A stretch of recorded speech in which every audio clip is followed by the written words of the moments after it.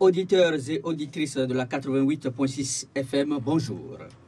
Votre émission Carte sur table de ce dimanche 16 novembre 2014 reçoit le président du Parti Union nationale pour le développement, la solidarité et le progrès, Wallis Boda Mahmouda Zoumarou, ancien ministre sous le président Nicéphore Soglo, ancien député à l'Assemblée nationale.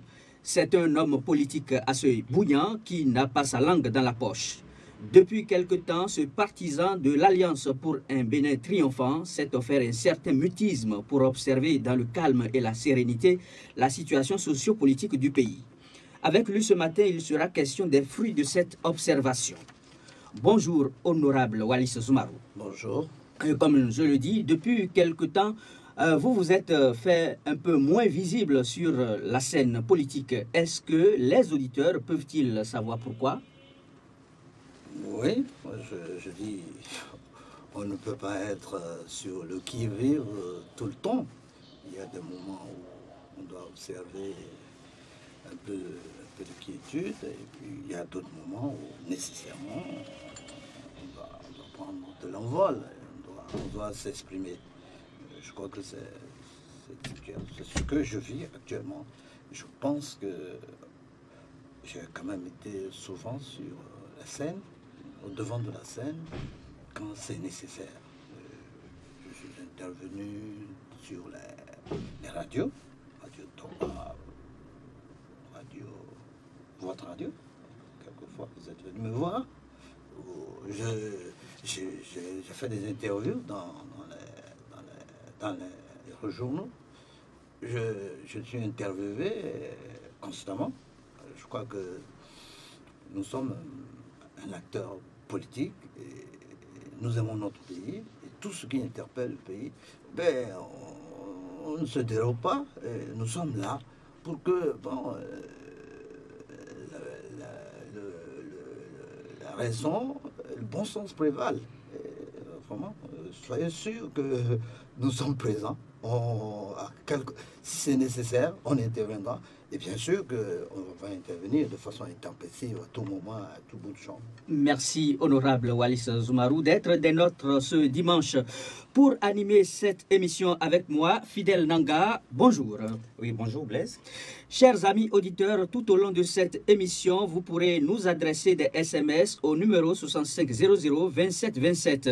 Nous acceptons aussi les messages par WhatsApp au numéro 6500 24 24 ou le 6500 28 28. Pour les appels directs, composez le 6500 24 24 ou le 21 33 84 19 à partir de 10 heures.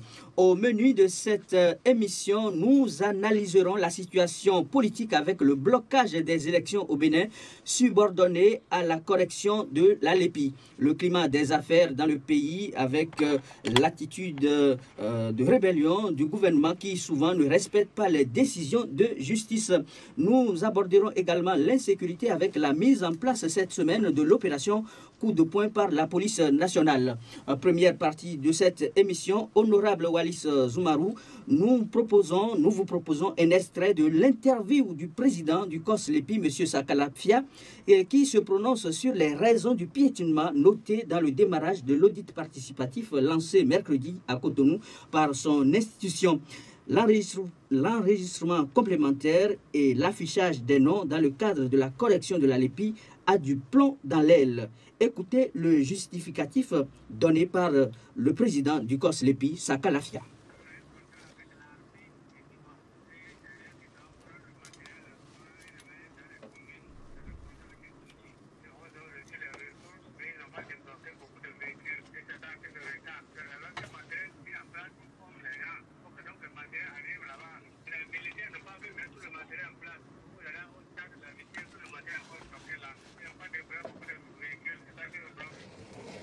Et voilà, honorable, jusqu'ici, on a constaté que le gouvernement et le COS-LEPI se tiraient dans les pattes. Et la nouvelle donne, c'est que désormais, ce sont les militaires, selon Sakalafia, qui bloquent le COS-LEPI.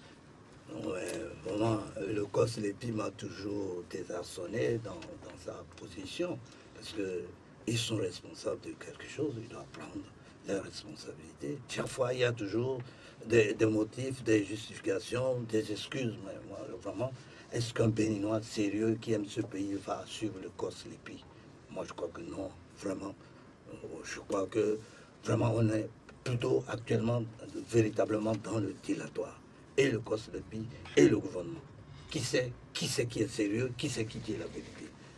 Mais COSLEPI a des responsabilités, il n'a qu'à les assumer. Ils sont là, ils ont un budget, et maintenant ils disent, voilà, on n'a pas déployé les militaires, on n'a pas fait ceci. Ils le savaient à l'avance, ils nous ont annoncé qu'il y a à peu près une semaine avant, que le lundi qui suivra, on va...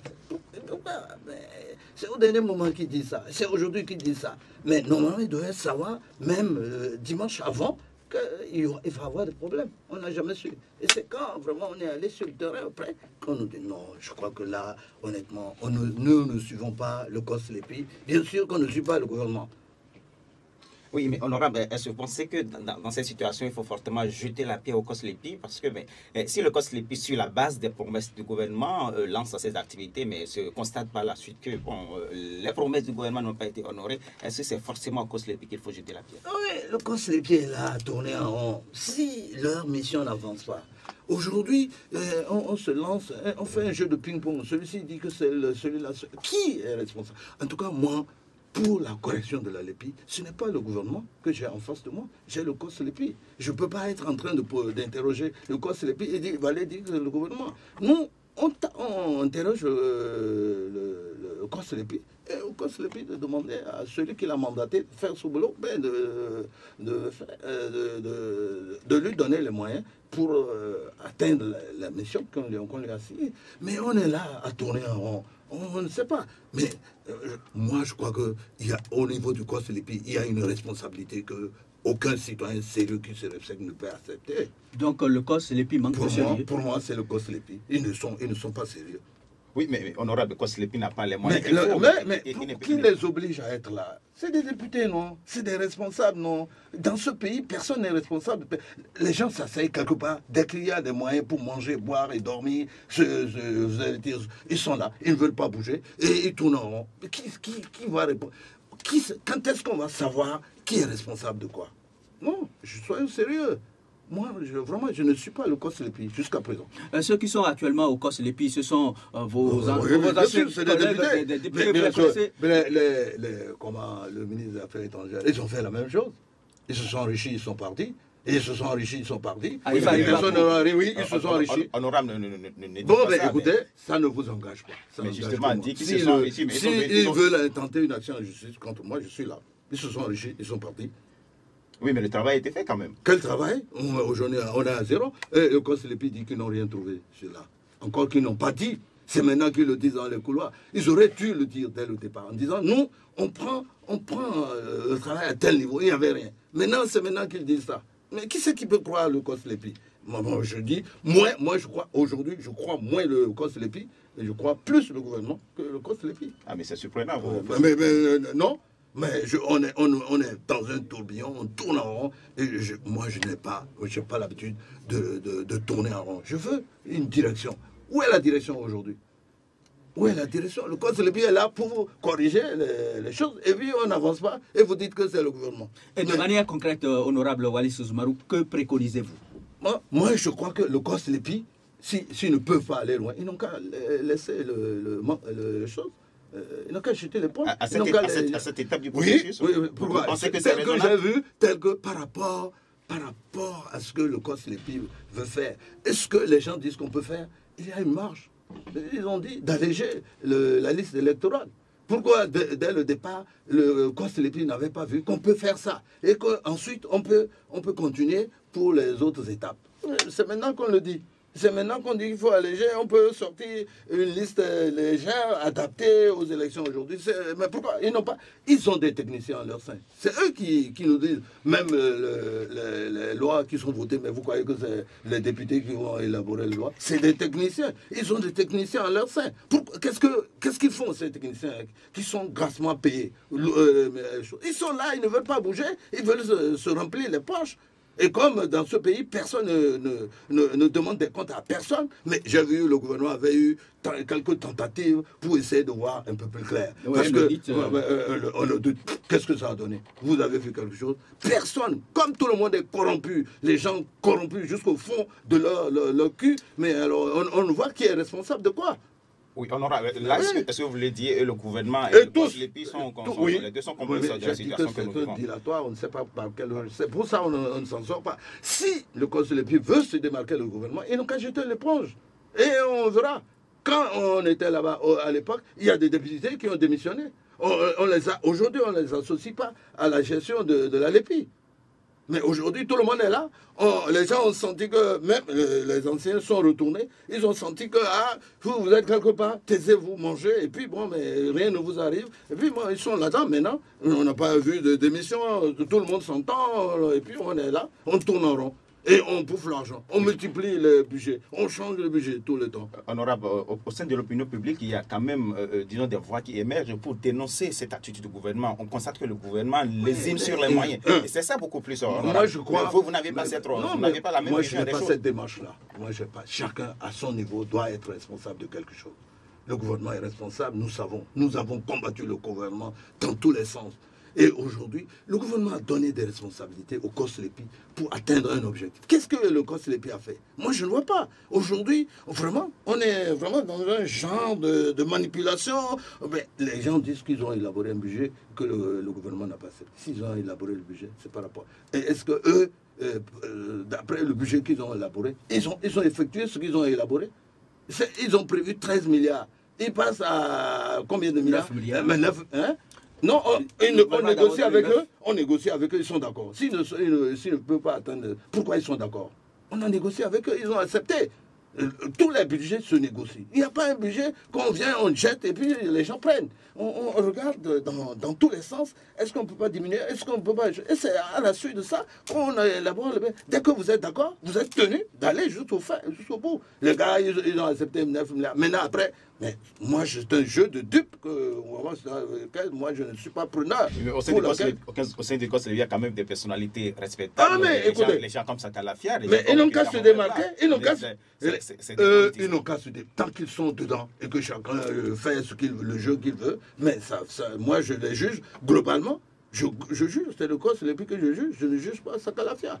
Et si j'appelle le nom de Sakalafia, c'est parce qu'il en est le président. Donc, vraiment, c'est le COSLEPI dans son entièreté et dans sa responsabilité que je les juge. Je dis qu'ils ne sont pas assez responsables. Le jeu qu'ils font avec le peuple et consort n'est pas digne des gens responsables. Moi, je serais dans le COSLEPI que je serais sorti depuis longtemps. Alors, à cette allure, quelle chance donnez-vous à cette LEPI? Vous pensez qu'on va revivre la même situation qu'il y a 2 ans, où finalement la LEPI n'a servi à rien ou a servi à faire le chaos? Vous-même, vous voyez, non. Notre LEPI, personne n'y croit, en tout cas. En tout cas, moi je dis, et comme je n'aime pas le chaos, comme je n'aime pas toute entreprise qui finit par vraiment comme la honte, moi je dis, on devrait sommer le COSLEPI de poursuivre. On ne peut pas dire une autre alternative aujourd'hui. Vraiment, quelle autre alternative est crédible aujourd'hui? Je ne vois pas. Sauf à continuer, sauf à alléger, mais que l'homme a énoncé un certain nombre de choses. Pourquoi on ne demande pas à Kenom ce que vous avez dit là? Allons voir. Kenom a dit on peut, avec quelques milliards, 2 ou 3 milliards en plus, lui, il est capable de choses. Pourquoi on n'a qu'à appeler Kenom? Ce n'est pas... Honorable, c'est quand même pas raisonnable que Kenom dise qu'avec 6 millions, on peut réaliser la LEPI. S'il pouvait le faire, mais il était resté là. Je pense que... Kenom a été... Il était là. A été démissionné. Voilà, s'il était là, s'il pouvait faire ça à 6 milliards, je crois que les partenaires l'auraient choisi. Non, vous savez que c'est un gros montage avec les hommes. Vous avez jamais vu une LEPI à 46 milliards dans un pays pauvre comme le Bénin, 46 milliards. Et on n'est pas au bout de nos peines. Mais 46 milliards, plus 13 milliards, plus on va aller à combien pour avoir une LEPI? Donc, nous sommes vraiment dans une situation vraiment de prise. Le pays est pris en otage. Par qui? Par le gouvernement, parce que c'est eux qui ont initié ce projet. C'est eux qui l'exécutent. Et ensuite, par ceux qui ont animé le COSLEPI, depuis les premiers, jusqu'à ceux-là qui sont là aujourd'hui. Mais Parce qu'on n'en sort pas. Oui, mais Vous-même, vous voyez, mais ne nous laissons vraiment pas attendrir qu'on sort. Et quand les types sont venus se plaindre, pleurnicher, un tas d'histoires. Mais est-ce qu'un seul d'entre eux a dit aujourd'hui, moi, je ne prends pas mon argent parce qu'on n'avance pas. Je ne prends pas mon salaire parce qu'on n'avance pas. Ce serait un acte de patriotisme idoine, exemplaire. Mais les gars, ils sont là, ils veulent que ça dure le plus longtemps possible, ils veulent qu'on augmente le budget, ils veulent vraiment avoir des marchés libres, un tas de choses. Ils veulent avoir le 2 millions, 3 millions par mois, plus les émoluments qu'ils ont à l'Assemblée. Je crois que c'est trop facile. Moi, je ne me fais pas prendre à ce jeu-là. J'aime mon pays. Honorable, je me rends compte que nous nous rendons compte que vous vous en prenez un peu à ces personnalités-là parce que... Non, je m'en prends au Koslepi. Alors s'il est composé de gens qui n'assument pas leurs responsabilités, la responsabilité première revient à l'Assemblée nationale qui les a choisis, honorable. Mais écoutez, quand même, on va quand même choisir des gens, non? Il incombe à l'Assemblée de choisir. Mais est-ce que l'Assemblée, si elle le fait honnêtement, quand même, c'est aux gens qu'on a choisi d'être assez responsables et de jouer le jeu, d'être suffisamment responsable par rapport à la confiance qu'on leur fait. Quel est le crime des gens qui les ont choisis? Non. Ils ont une présomption en disant ces gens sont sérieux, apparemment. Et puis, bon, les types s'asseyent, ils me demandent s'ils sont sérieux, s'ils ne sont pas. Et je crois qu'aujourd'hui, ils sont en train. Si ces gens doivent aller, s'ils retournent à l'Assemblée, qu'on doit aller choisir, vous croyez que ces gens-là, c'est eux qu'on va choisir encore? Ils ont démontré qu'ils ne sont pas capables, qu'ils ne sont pas sérieux. Vous voulez dire qu'on s'est choisi, ils vont être trompés, pardon. Oui, également, comme on s'est trompé en choisissant Yaïboni et tout ce qu'il est aujourd'hui. Honorable, comment expliquez-vous le fait que le gouvernement donne des fonds au Koslepi à dose homéopathique et ce même gouvernement qui, au cours de cette semaine, a lancé tous ses ministres dans tous les départements pour dire aux populations de s'inscrire sur des listes qui n'existent pas? Bon, disons, et le gouvernement Sakalafia a dit, moi, on a confié une mission à Sakalafia. Il a estimé qu'il est en train de travailler. Je crois qu'il faut le faire comme ça. Il est en train de travailler, il a dit qu'il est à telle étape. Normalement, on ne peut pas dire qu'avec ce que Sakalafia a fait encore, il n'y a rien du tout. Si on dit ça vraiment, il faut prendre les Sakalafia et les foutre en tôle. Si eux, après les milliards qu'ils ont reçus, ils nous disent qu'il n'y a rien derrière, mais qu'est-ce qu'il reste à faire? À les prendre et à les présenter devant le juge. Non, quand même, ce n'est quand même pas facile, honorable. Il y a une mission de vérification qui a allé contrôler la gestion. Donc ça veut dire qu'il y a quelque chose derrière. Ça veut dire qu'il y a quelque chose. Pour le moment, on n'a pas eu les conclusions. Ça veut dire qu'il y a un travail. S'il y a un travail, il faut continuer là-dessus. S'il y a un travail, il faut autre chose. Et je crois que c'est par rapport à ça qu'on peut dire aujourd'hui, moi, je suis allé me faire enregistrer de bonne foi. Mais je ne veux pas dire que tout ce monde qui est déployé, qu'on soit là, c'est rien du tout. Je suis allé me faire enregistrer. Et j'ai demandé, je ne suis pas allé à Djougou, mais j'ai demandé qu'on voit si mon nom est enregistré. Si ce n'est pas, je vais retourner. Donc je ne suis pas en train de faire ça pour jouer. Je fais ça parce que je me dis, il y a du sérieux quelque part. Le Koslepi, il y a du sérieux.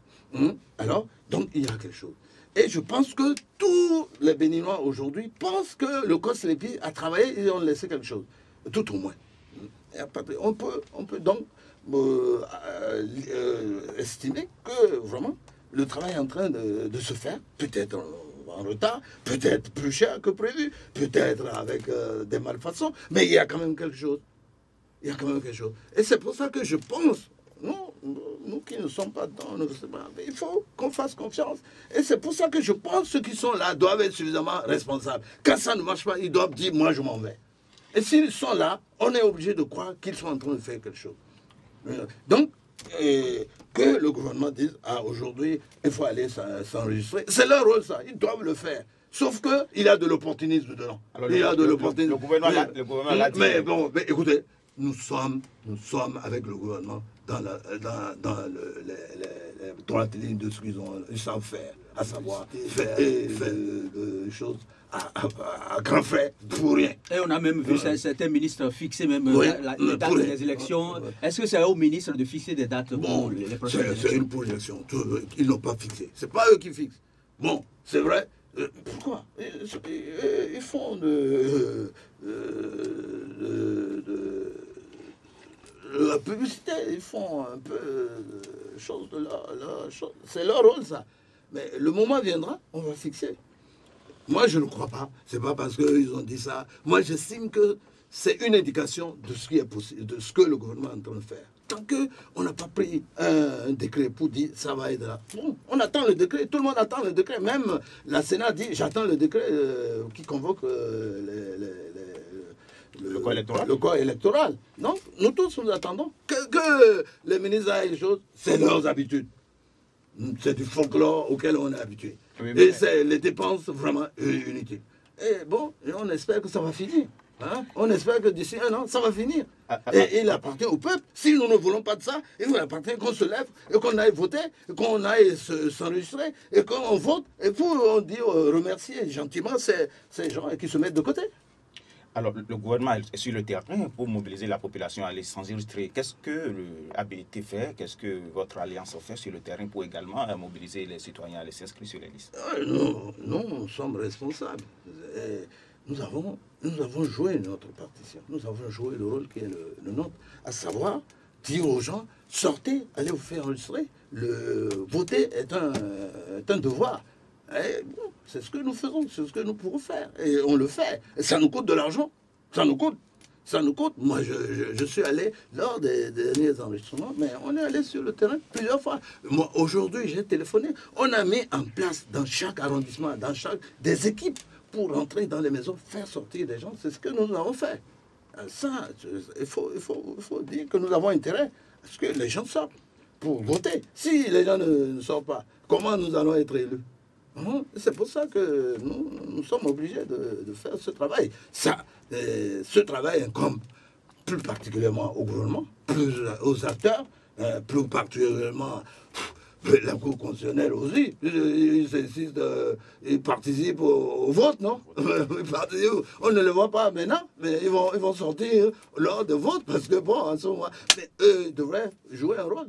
Ils devraient trouver un créneau pour appeler les gens à aller se faire, puisqu'ils sont impliqués dans le système du vote. Tous ceux qui sont incités devraient le faire. Pourquoi c'est les partis politiques seulement?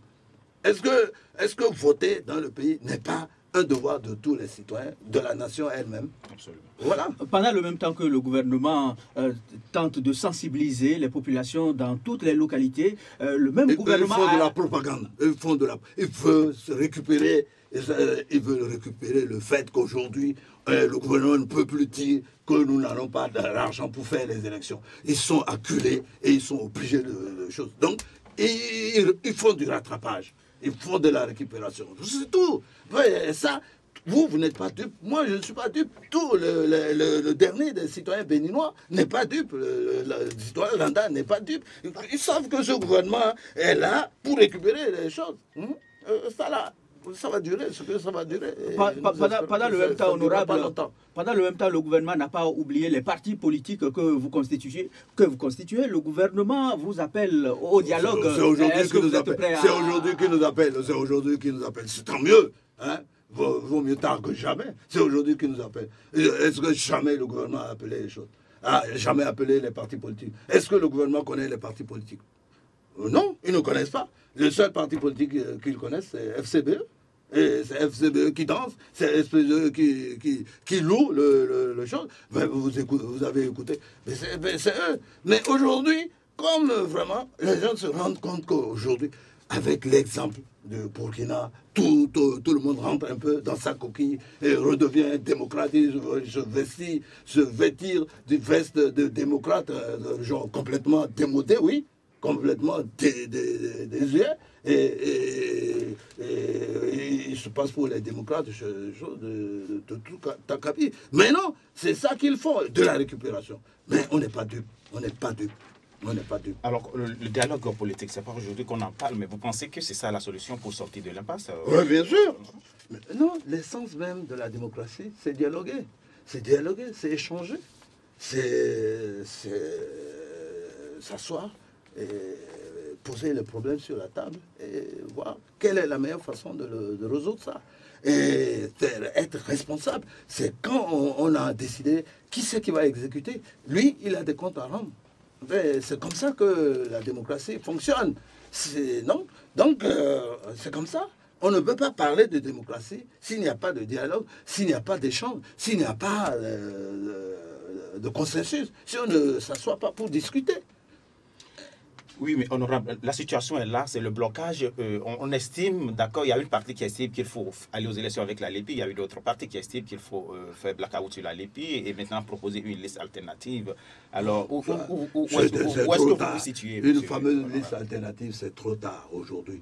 Aujourd'hui, il vaut mieux encore qu'on suive les Sakalafia avec tout le doute qui entoure ce qu'ils sont en train de faire. Au lieu d'aller reprendre quelque chose, vous croyez qu'aujourd'hui on peut reprendre une autre liste à date?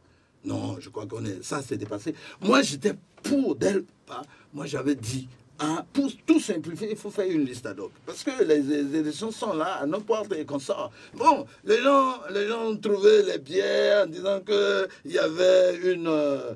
Comment vous appelez ça, de la Cour constitutionnelle, là, comment vous appelez ça en droit? Une jurisprudence. Une jurisprudence. Et que, bon, on ne peut pas faire des élections sans défi dans notre pays. Nous avons été pris à notre propre jeu. Il faut aller. Il faut aller jusqu'au bout. On va continuer. On va faire des extraits de la LEPI. Si les gens avaient compris ça, parce que la LEPI, c'est un tout, ce n'est pas que pour les élections. Si on avait fait des extraits spécifiquement pour les élections, les Sakalafat savent ça, non? Pourquoi ils ont préféré la solution la plus onéreuse et la plus longue, la plus ruineuse, à celle qui consisterait à faire un extrait pour avoir une liste spécifique pour les élections qui aurait permis d'aller aux élections à bonne date? Ils n'ont pas fait ça. Ils ont voulu prendre les solutions les plus coûteuses qui leur permettent de s'asseoir. Bon, ben écoutez, ça, on n'est pas dupe de ça. En tout cas, nous, on ne l'est pas. On ne l'est pas. Moi, je n'avais pas cet a priori. Mais au fil du temps, j'ai compris que c'est ce qui est en dessous de ça. Bon. Donc, moi, je suis pour qu'on continue. Et puis, des élections mal faites, c'est mieux même que sans élections. Oui, mais surtout que tout le monde sait qu'il n'y a pas d'élections parfaites. Il vaut mieux des élections. On continue avec la LEPI, oui, je préfère les élections à bonne date. Je vais tous les jours prendre mes cartes. J'ai toutes les cartes. Oui, mais on continue avec la LEPI. Vous êtes sûr qu'on aura les élections à bonne date? Même si on n'a pas ça à bonne date, s'il y a un décalage d'un mois, s'il y a un décalage d'un mois, pourquoi pas? On peut. Parce que si vous voulez faire une nouvelle liste, aujourd'hui, avec l'habitude que nous avons, elle ne va pas coûter moins de 10 milliards. Vous avez 10 milliards où le gouvernement dit. Et même si le gouvernement a ça, je crois qu'on peut faire autre chose que d'engloutir tout l'argent, rien que pour les élections. Soyons sérieux. Soyons vraiment sérieux. Il n'y a que dans notre pays, où les élections coûtent le plus cher. Nous sommes un pays très pauvre et c'est là où les élections coûtent cher. Bon, vraiment, prenons-nous au sérieux. Trouvons les solutions qui permettent d'avoir des élections moins coûteuses. Mais les élections coûtent cher, c'est la démocratie, honorable. Oui, la démocratie il n'y a pas que ça. La démocratie doit nourrir son homme. Si vous faites les élections avec tout l'argent que vous avez, que les gens ne mangent pas, vous croyez qu'ils vont se contenter de ça? Non. Il faut faire autre chose. Il faut faire des écoles, il faut faire des hôpitaux, il faut faire des routes, il faut faire choses. Et de manière concrète, que propose votre alliance Abeti? J'ai dit concrètement, il faut continuer la LEPI. Il faut la LEPI. Quitte avant, mais moi j'avais pensé au moment où il y a eu les débats sur la LEPI, où les gens, des types comme l'économe sont sortis pour dire, ah tiens, il y a la possibilité de ceci. Je croyais que les gens allaient arrêter et dire, ah, il y a eu tel son de cloche, il faut qu'on voit qu'est-ce que ça contient de sérieux pour exploiter ça. Bon, on n'a pas fait. Si on n'a pas jugé utile de faire ça, moi, je ne suis pas pour. Moi, j'avais pensé que c'était une possibilité qui était offerte, une ouverture. Bon, donc, on n'a pas jugé utile de faire ça. On veut continuer à la LEPI. Il faut continuer. Les Sakalafia n'ont qu'à continuer. Et s'ils peuvent alléger, ils peuvent trouver une formule pour sortir une liste qui permet de faire les élections, qu'on nous sorte ça. Tout le monde sait que la LEPI, c'est un tout. Ce n'est pas vraiment que... Pourquoi les gens veulent absolument faire tout en une seule fois? Pourquoi ils veulent faire le tout? Pourquoi Sakalafia veut faire tout? Et il ne peut pas faire seulement la liste des choses. Non, il y a anguille sous roche, il y a quelque chose qui ne dit pas son nom. Et ça, c'est ce quelque chose-là que j'essaie de vous faire comprendre. Les gens sont là, ils ont chose à la fin du mois, ils sont là, plus longtemps ça va durer, mieux ça vaudra pour eux. Non, le pays n'a pas que ça. Il y a autre chose, d'autres priorités. Alors, à la date d'aujourd'hui, c'est vrai que vous ne... Non, je dis, on continue. Je dis, on a lancé un système, il ne faut pas arrêter. Il faut continuer. Mais voilà qu'il y a du dilatoire. Mais il y a du dilatoire, c'est vrai. Il faut sommer les gens. Mais le gouvernement ne veut pas prendre ses Vous faites partie de la classe politique. Et il y a cette même classe politique qui propose qu'on écarte d'abord la LEPI. Il y a eu récemment la loi à Moussou Bruno pour quand même corriger le code électoral, histoire de réduire des délais, histoire de revoir ce qui a lieu de corriger pour aller très vite aux élections. Les gens n'ont qu'à s'asseoir, c'est vrai. Il y a du positif dans ce que la loi l'UN propose. Il y a du positif. Mais tout n'est pas faisable maintenant. Il faut voir ce qu'on peut faire. Il faut associer l'économe. Il faut voir ce qu'on peut faire. C'est de là que va jaillir la lumière. Mais voilà que si on ne veut pas s'asseoir. Non. Mais la classe politique ne s'assoit pas, on voit des présidents d'institutions qui s'asseyent quand même. C'est le gouvernement qui ne veut pas que la classe... Ce n'est pas la classe politique qui ne prend pas ses responsabilités. Non.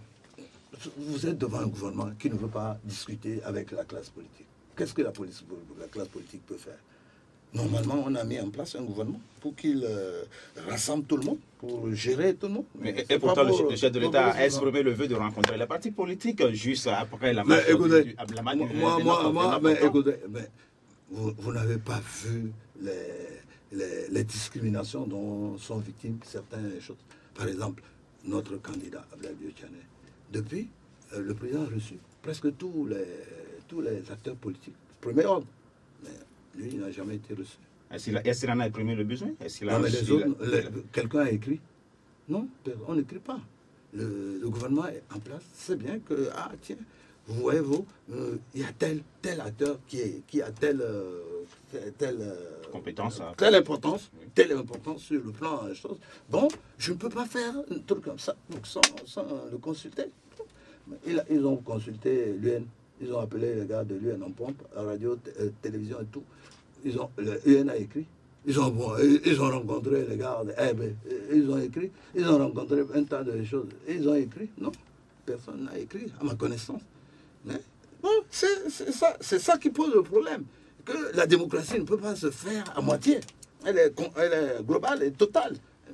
Et comment expliquez-vous le fait que le chef de l'État, Yahya Boni, n'aime pas trop souvent associer Biotchane?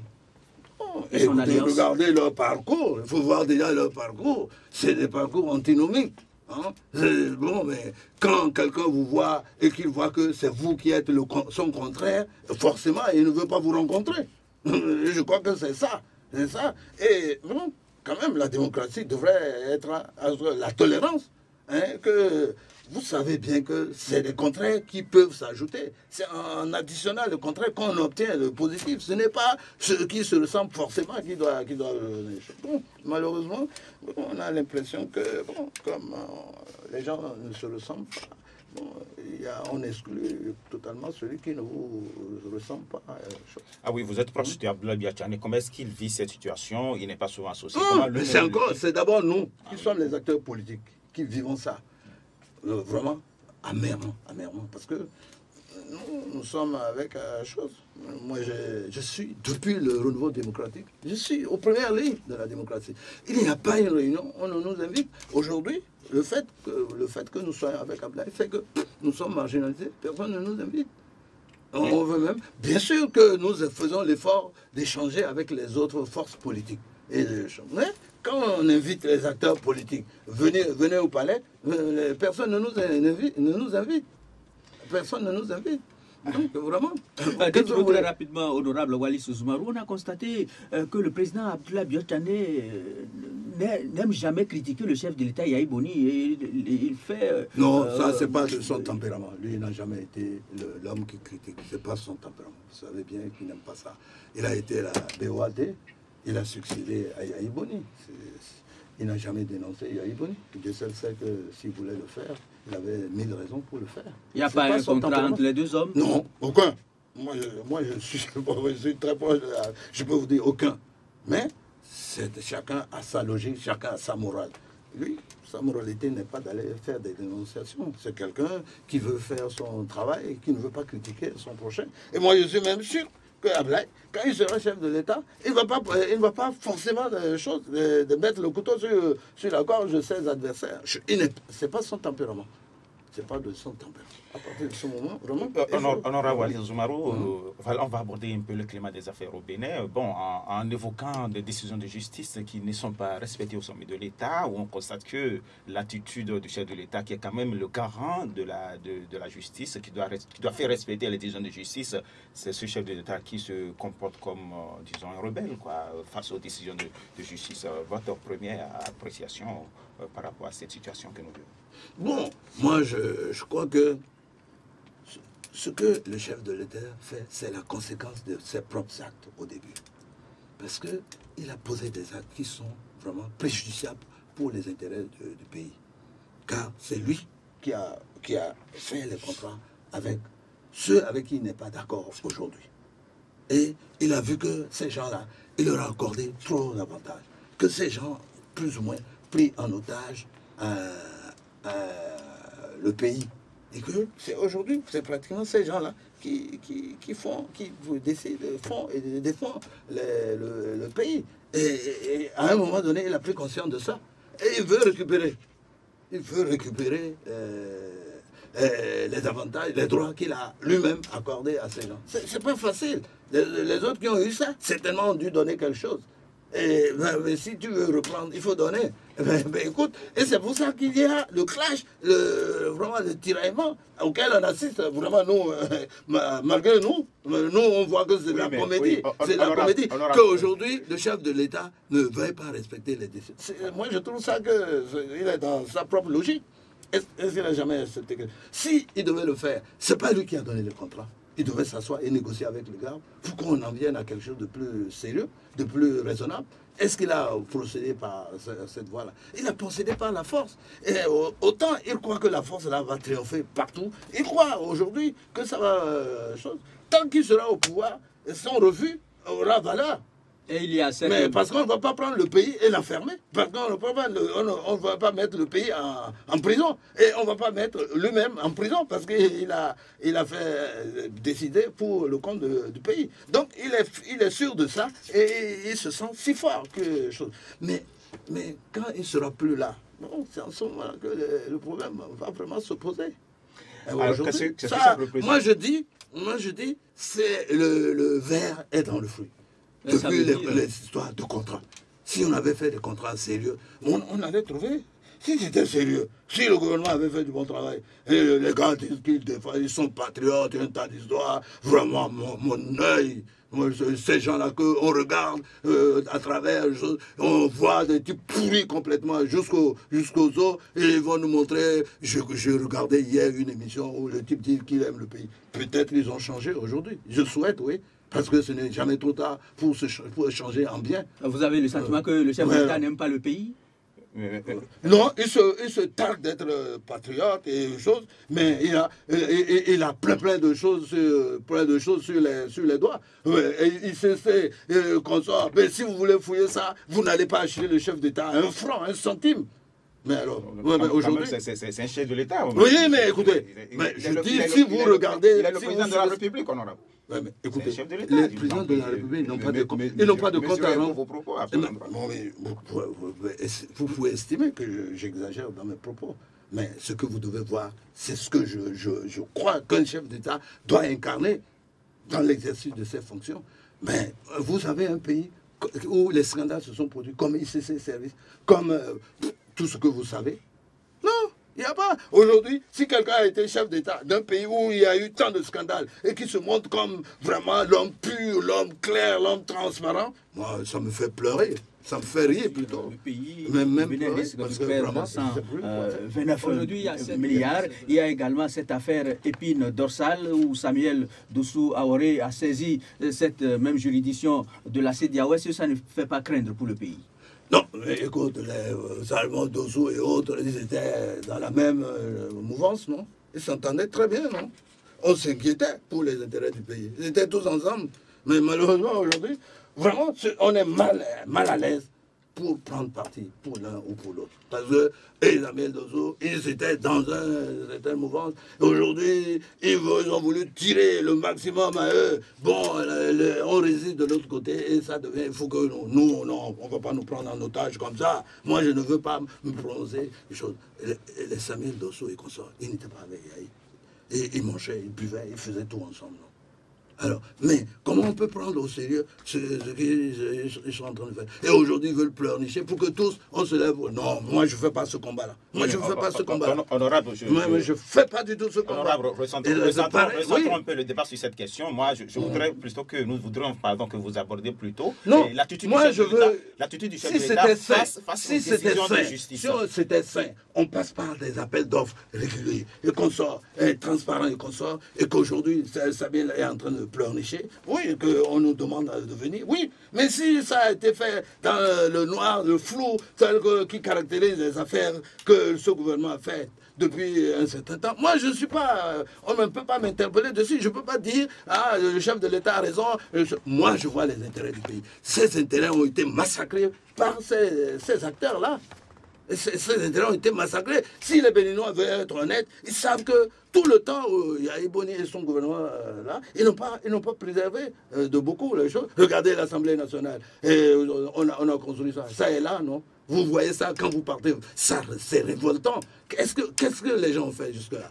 Mais non, mais écoutez, soyez sérieux. Vous êtes journaliste. Moi, par essence, tout ce qui est intérêt du pays, c'est ça.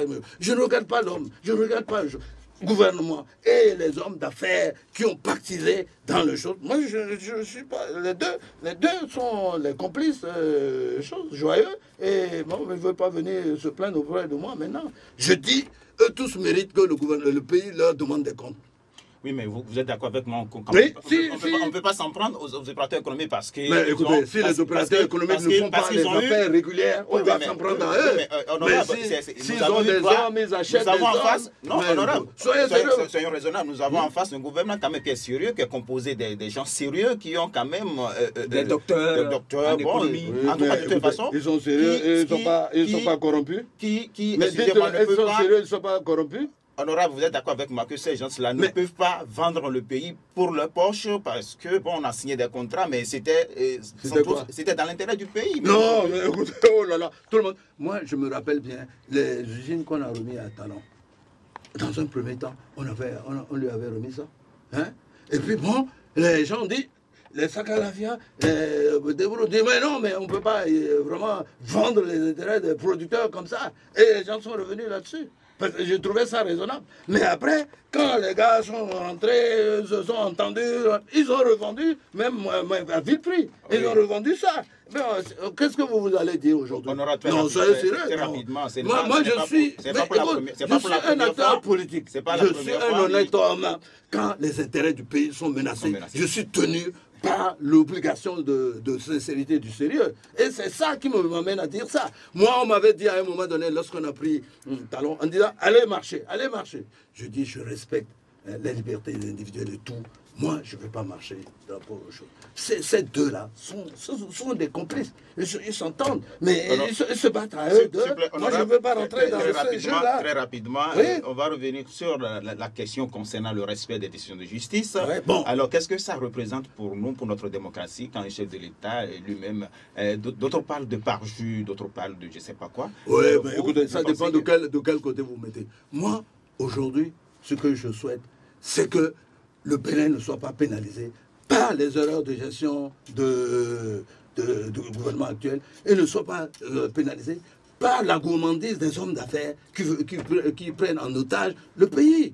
C'est ça le problème. C'est entre les deux que je dois trouver une voie. Et je dis, mais si on veut se rasseoir pour voir ce que les accords qui ont été faits sont faits sur des bases claires et transparentes, on peut trancher. Mais maintenant, je ne peux pas, sur le vue comme ça, me dire non. Moi, je dis les intérêts du pays d'abord. D'abord. Est-ce qu'on n'a pas bradé? On n'a pas bradé les intérêts du pays. Ceux qui sont reçus, PVI et consorts, pourquoi? Mais regardez ça. Donc, soyons patriotes. Soyons les yeux fermés, défendons les intérêts de notre pays, et non des hommes, et non des choses. Oui, honorable, dites-nous, vous n'avez pas des affaires avec le gouvernement? Vous n'avez pas une société quelque part? Non, moi, je n'ai même pas un petit compte quelque part. Et votre épouse? Mon épouse, elle fait des affaires depuis 30, 40 ans. Que les choses.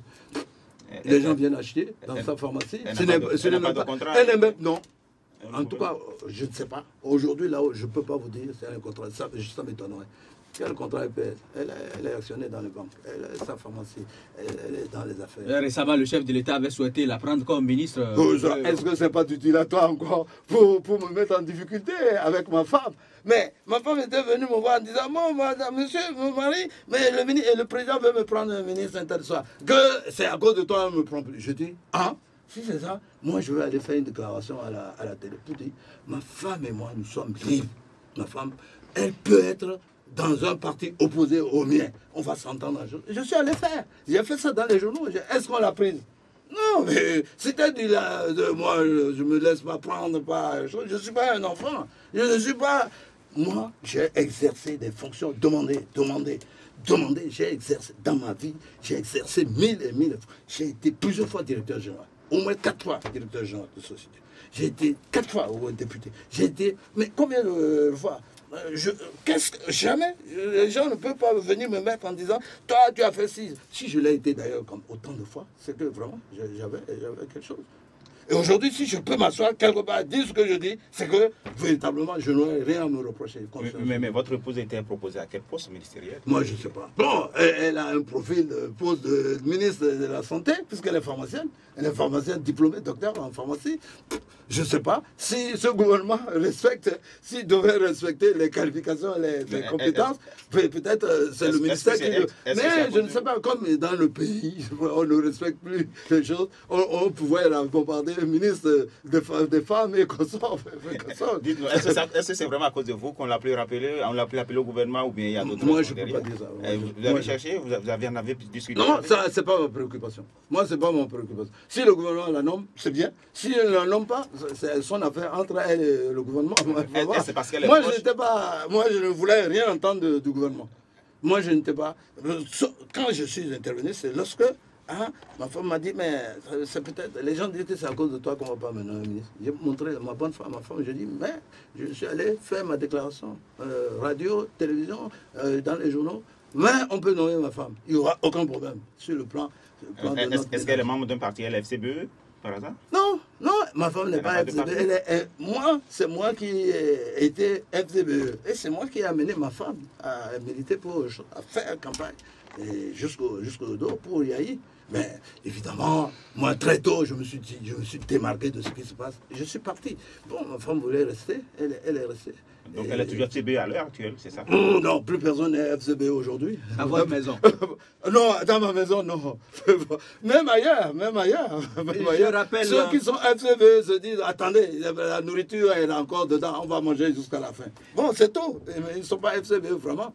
Je rappelle aux auditeurs que notre invité de ce jour, c'est l'honorable Wallis Zoumarou. Vous pouvez nous adresser des SMS au 65 00 27 27 par message WhatsApp composé le 65 00 24 24 ou le 65 00 28 28. Les appels directs, c'est le 21 33 84 19 ou le 65 00 24 24 à partir de 10 heures. Nous abordons le troisième thème de cette émission. Honorable Wallis Zoumarou, on a constaté que l'insécurité de plus en plus s'accroît dans le pays au point que la police nationale vient de passer à une nouvelle étape. C'est désormais une opération dénommée coup de poing. Comment est-ce que vous faites la lecture sociale du pays au plan sécuritaire? Bon, mais moi je ne suis pas un spécialiste en matière de sécurité, je suis néophyte. Et vraiment, moi, ce que j'attends, c'est que le pays, le gouvernement et le pays nous offrent vraiment une sécurité vraiment à tout craint. Et qu'on se sente vraiment à l'aise dans nos activités, dans notre vie privée, dans nos maisons et dans la rue, un peu partout. Les choses. Mais évidemment, on constate qu'il y a une recrudescence de l'insécurité. Personne ne se sent vraiment choses. Et ça, vraiment, c'est à qui on va s'en prendre? C'est encore au gouvernement. C'est au gouvernement. Ils ont le gros budget, ils ont de gros budgets, ils ont recruté combien d'agents, et puis on n'est pas plus en sécurité qu'avant. Donc, vraiment, disons qu'on va interpeller encore le gouvernement, que le gouvernement agisse. Est-ce que c'est le gouvernement qui a trouvé la formule de coup de poing? Que ce soit coup de poing, ou coup de massue, ou coup de chose, ce que nous voulons, c'est la sécurité. Hein? Ce que nous voulons, c'est que notre argent ne soit pas dépensé vraiment pour rien. Et que nous, on se sente bien dans notre pays. Hein? Nous avons choisi de rester au Bénin. Moi, j'aurais pu être en France, à part la nationalité française. J'ai refusé. J'aurais pu être en Côte d'Ivoire. J'ai été demandé. Mais j'ai dit, mon pays, je suis là, il faut que je me sente bien.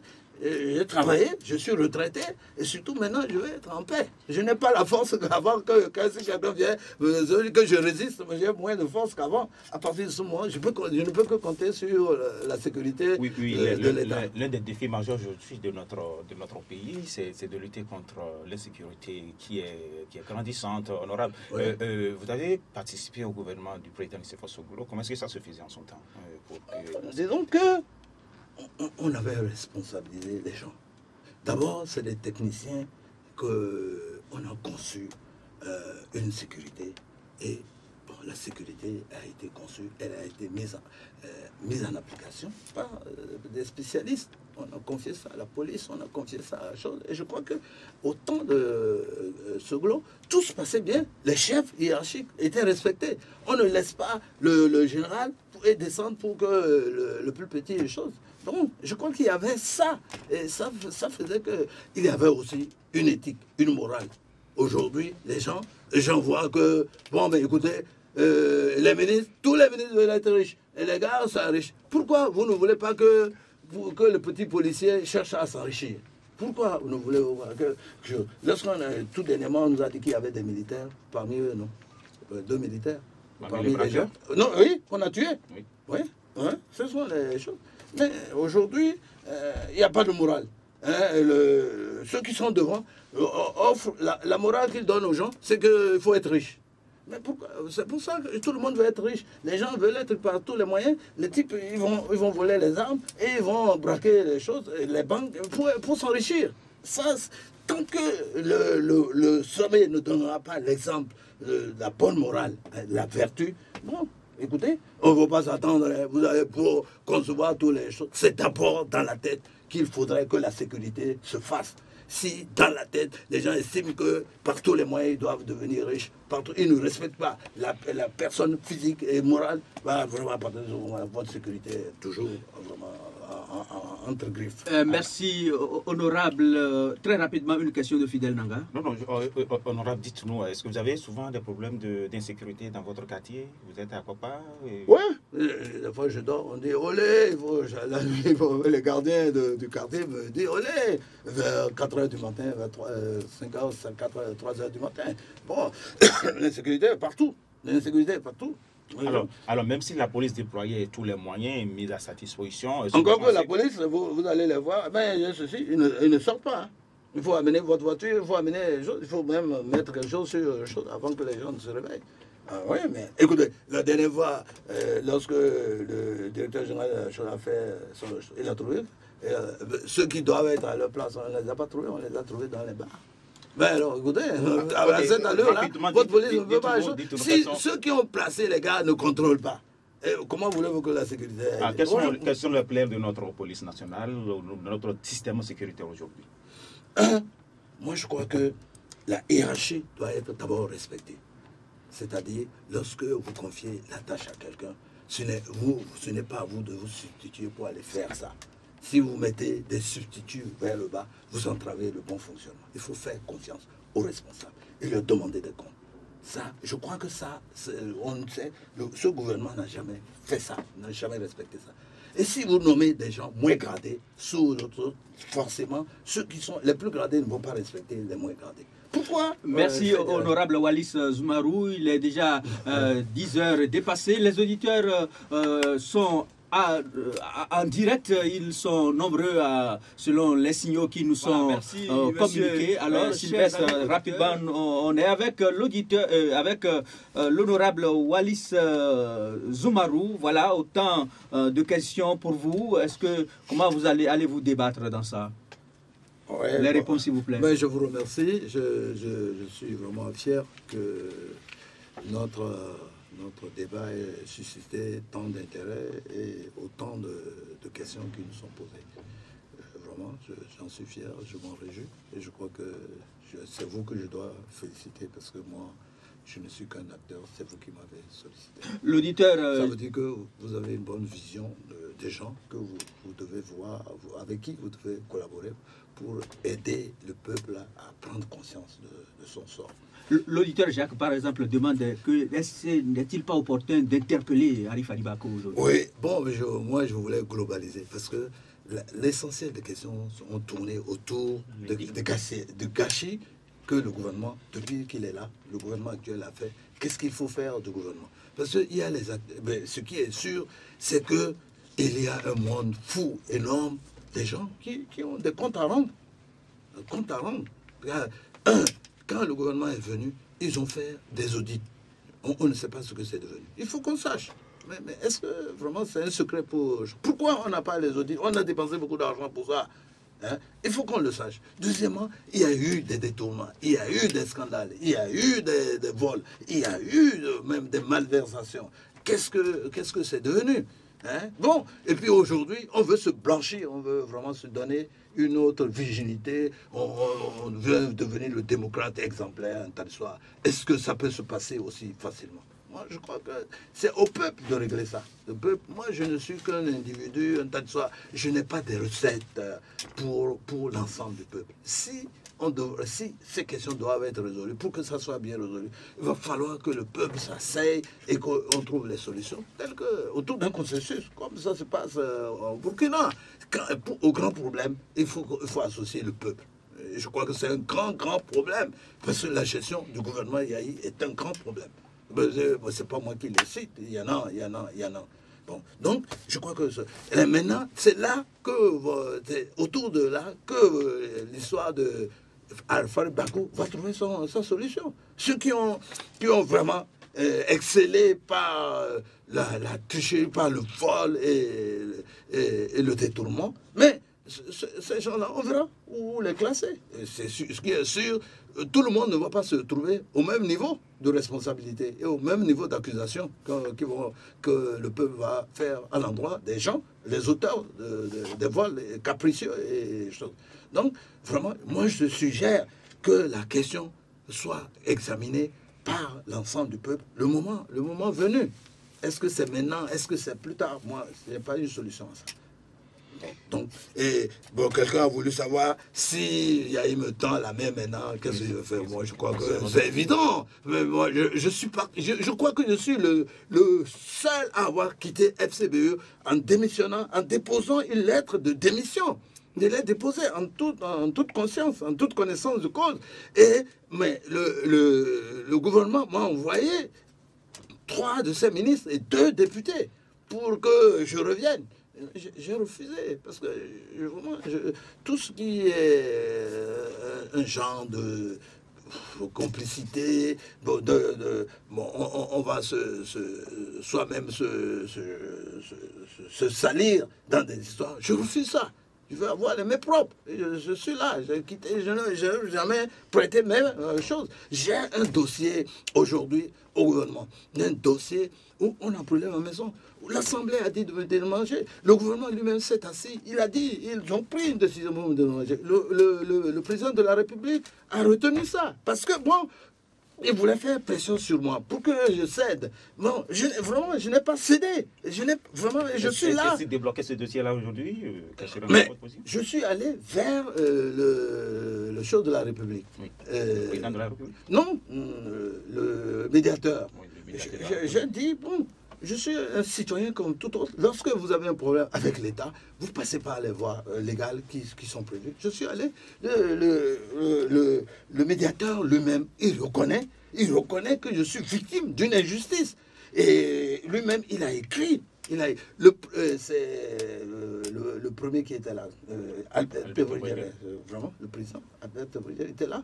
Il m'a accueilli, il a fait rapide diligence. Quand j'ai déposé mon dossier, le lendemain, j'ai vu la lettre qu'il a adressée au président de la République, au ministre des choses. Bon, ces lettres-là sont restées sans réponse. Et après, quand le suivant est venu, M. Miolofon, qui connaît parfaitement le dossier, parce qu'il était ministre de la Justice au temps de Kérékou, où vraiment tout le monde, journaliste, président de l'Assemblée nationale, l'opinion publique a dit il faut me dédommager. Le gouvernement s'est assis sur la base d'un rapport, d'une commission qui a siégé au nom d'un décret et qui a fait des propositions, communication adoptées. Bon, mais on est là jusqu'à présent. On a écrit. Je n'ai pas de réponse. Je n'ai vraiment pas de réponse. Et je me prépare. Je me prépare parce que je suis un démocrate par essence. J'ai été volé capricieusement lors des élections. Mais j'ai juste mené le combat. Et je suis toujours dans la politique. Je ne me dis pas victime de quelque chose. Mais je sais que c'est les aléas d'un engagement. Et je suis là. Je ne veux pas mourir. Et si je dois mourir de quelque chose, ce n'est pas de ça. Alors, que pensez-vous des jeunes qui sont souvent réunis au palais de la République? Oui, mais moi je crois qu'aujourd'hui, on a infantilisé le peuple. On a infantilisé le peuple à faim. Et puis bon, les gens se servent de ça pour humilier le peuple. Parce que ce n'est qu'une humiliation du peuple. Lorsqu'on rassemble les gens, on leur donne 1000 francs, 2000 francs, les gens sont obligés d'aller là-bas pour avoir 1000 francs et qu'on sort joindre la journée. C'est honteux. C'est honteux, ceux qui font ça, vraiment. Et je ne sais pas, au nom de quoi ils ont besoin de faire ça? Au nom de quoi? Mais c'est leur frère qui humilient. Ils savent bien que ce n'est qu'une petite couche de choses, mais ce que les gens disent, bon, qu'ils acclament, est-ce que c'est tout le peuple qui les acclame? Ils n'ont qu'à voir ce qui s'est passé au Burkina. Ça s'est passé pendant 27 ans. Les gens ont acclamé le peuple et voir comment ça se termine. Donc, il faut que les gens regardent ce qui se passe ailleurs pour ne pas faire des choses comme ça, de humilier leurs frères et les faire venir, ils vont applaudir, un tel soir. Les gens qui sont même plus diplômés que les types qui les réunissent. Alors, un auditeur voulait savoir si vous avez des inquiétudes ou si par hasard cette situation du Burkina peut être importée. Mais ce que nous souhaitons, c'est que vraiment ça ait un impact sérieux sur le Bénin. Parce que c'est un bel exemple. C'est un exemple que nous devons prendre. Le peuple doit se prendre en charge. Il ne faut pas que le peuple ait peur de ces dictateurs. Le peuple a peur de ces dictateurs. Alors, marcher sur l'Assemblée nationale pour aller retirer le projet de révision de la Constitution... Non, moi, c'est une formule. C'est une formule. Ce n'est pas que ce qu'il a dit là, c'est ça qu'il veut. Parce qu'il estime que ce n'est plus d'actualité leur histoire. Et je crois que, comme je l'ai déjà dit dans une intervention que j'ai faite à Radio Topa, mais la chose est morte d'elle-même. Ça n'a plus de choses, mais plus personne ne croit à ça. Parce qu'ils savent que tous les peuples savent les recettes. Quand les dictateurs veulent se pérenniser au pouvoir, ils savent par où passer. Et les gars ont peur. Ils ne vont plus eux-mêmes, même si personne ne va chercher des choses, plus personne ne va activer ça. C'est terminé. Le couplage des élections est-il possible? Moi, je crois qu'on peut coupler. On avait fait lors des élections. Ce n'est pas le même jour. Il y a un décalage d'une semaine, un tas de soirs. On fait les communales et les locales et les communales le même jour. Et puis les législatives une semaine après. C'est presque un couplage qui ne dit pas son nom. Mais on n'a pas eu un Sénat assez étoffé aujourd'hui, une Sénat réduite. Non, la Sénat va s'étoffer. Parce qu'on n'a pas dit que la Sénat va se limiter. Ce sont les permanents qui sont là. Ce sont les responsables qui sont là. À eux de mettre en place la structure qui leur permet. Ils vont avoir un budget, non? Donc, c'est le budget qui va résoudre le problème d'effectifs qu'il faut pour gérer les élections. Demander des comptes à la Cour constitutionnelle qui a proclamé le chaos sur la base d'une lépée qui n'existe pas. C'est un auditeur. Oui, mais pourquoi pas? Quand on assume des responsabilités, on doit rendre des comptes. Mais moi, je crois qu'on doit pouvoir demander des comptes à ces gens, ceux qui ont mal agi et ceux qui ont agi pour le compte de l'État. Ils sont tenus par l'obligation de rendre compte. Bon, donc, je crois que c'est quelque chose de normal. Et si dans notre pays, il y a une prolifération de choses capricieuses, de vols, de détournements, c'est parce qu'on ne demande pas des comptes. C'est parce que nul n'est tenu de rendre compte. C'est parce que la tête elle-même, elle est complètement enfouie dans le détournement et dans les choses. Et ils ne veulent pas. S'ils s'attaquent à quelqu'un un plus petit, le plus petit sait ce que lui il fait. Et c'est pour ça que personne ne veut dénoncer personne. Personne ne veut punir personne. Parce que, bon, quand vous punissez, le type sort et dit, vous-même vous avez fait ça. Et les gens n'ont pas besoin de ça. Si vous êtes propre, les mains propres, mais vous ne pouvez pas avoir peur de punir. Et donc, dans nos pays, les gens sont sales, mais il n'y aura pas de punition. Alors, 5 minutes encore pour finir cette émission. Il y a quelques messages qui nous sont parvenus. Si vous voulez, on va vous les lire rapidement. Oui, il y a certains qui estiment que le Mali, qui a une population plus forte que le Bénin, a réalisé la LEPI avec moins de 10 milliards. Ouais. Le Bénin, qui a une population estimée à 10 millions d'habitants, réalise la LEPI avec 17 milliards, peut-être plus. Mais la correction, avec la correction, nous allons vers les 17 milliards. Alors, pourquoi cela, selon... Non, mais c'est la corruption. Il faut chercher à savoir où sont passés les 17 milliards. Vous allez trouver que c'est chacun d'entre les acteurs qui se sont partagés ces 17 milliards, c'est 45 milliards. Et même les 17 milliards, c'est entre eux qu'on se partage ça. Et c'est pour ça que ça se passe comme ça. Donc, vraiment, et c'est pour ça que moi, je suis foncièrement, fondamentalement contre chose. Il faut la transparence. On ne voit pas clair comment on répartit les 17 milliards. Pourquoi on en arrive à 17 milliards? On a quand même une commission technique. Il y a des techniciens parmi les choses qui peuvent te dire à un franc près combien va coûter chaque opération. Et puis, ces types, ils sont dedans. On tourne en rond un matin, on dit augmenter le chose. Mais on n'en finit pas. Honorable, que pensez-vous des dépôts de première pierre et autres Mais ça, c'est le plus honteux. C'est une honte nationale. Et que ça, le citoyen béninois n'en est pas là aujourd'hui. Tout le monde, même ceux qui ne sont pas allés à l'école, quand ils voient la pose de premier pierre, ils crachent dessus. Ils disent, mais ça me fait honte. Est-ce que le pouvoir, ceux qui font ça, est-ce qu'ils voient, ils entendent? Est-ce qu'ils entendent? S'ils entendaient ça, jamais ils n'allaient continuer à le faire. Alors, Anselme, vous voulez savoir quels sont aujourd'hui vos rapports avec les autres partis politiques, notamment les RB et consorts? Nous essayons d'avoir de bons rapports, sauf qu'entre partis politiques, il n'y a pas de sincérité. Parce que, imaginez-vous des gens qui se disent de l'opposition et qui, la nuit, vont faire des marchés avec le pouvoir. C'est ça qui est un peu malheureux. Sinon, l'intérêt de la politique est qu'il y ait un camp d'opposants sincères. Ceux qui sont du côté du peuple, c'est les opposants. En tout cas, au moment où ils sont à l'opposition, c'est eux qui ne veulent pas qu'on dépense un peu. C'est eux qui sont les représentants de l'intérêt du peuple. Alors, on a vu à la télé tout récemment des images des députés qui demandaient au président de l'Assemblée nationale de remercier le chef de l'État, Yaya Boni, parce qu'il a donné des consignes pour qu'on vote son rapport. L'honorable Bida, qui l'a dit, Okunlala également, mais il y a un auditeur qui voudrait savoir, mais quelle est votre position là-dessus? Non, c'est quand même pas sérieux, ça. Quand même. Le député, c'est ce qu'il a de plus honorable. Le député, c'est quelqu'un qui est responsable de ce qu'il est. Moi, je me rappelle bien, quand on était les dernières fois, quelqu'un vient me voir en disant, bon, tu vas voter. Il m'appelle gentiment et me dit, bon, mais écoute, Zoom, il y a telle loi, tu ne peux pas nous aider à voter. Je lui ai dit, mais écoute, on m'a envoyé ici. Moi, je suis venu ici, c'est quelqu'un qui m'a envoyé. Je suis venu responsable. Moi, je ne suis pas capable. Je ne sais pas ce que je dois faire ici à l'Assemblée.